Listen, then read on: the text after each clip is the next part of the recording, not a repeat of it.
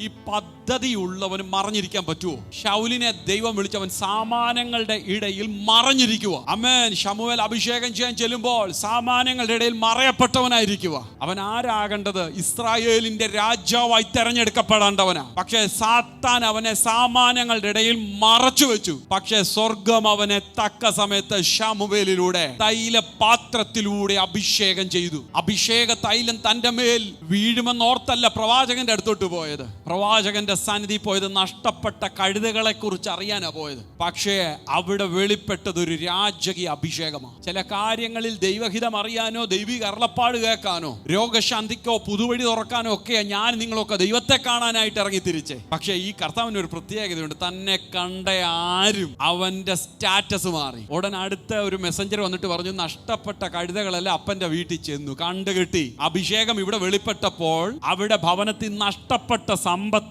മടങ്ങി വന്നെന്ന് മനസ്സിലാകുന്നോ? ആമേൻ. സമ്പത്തിന്റെ പുറകെ ഓടാനല്ല, അഭിഷേകം വെളിപ്പെടാൻ ഏൽപ്പിച്ചു കൊടുത്താൽ നഷ്ടപ്പെട്ടെന്ന് ചിന്തിക്കുന്നത് മടങ്ങി വരാൻ പോവാ. ദൈവ കൃപയ്ക്കായി ആർ ഒരുക്കപ്പെടുന്നോ അവർക്ക് വേണ്ടി ദൈവം തന്റെ കരുണയുടെ കരം നീട്ടും.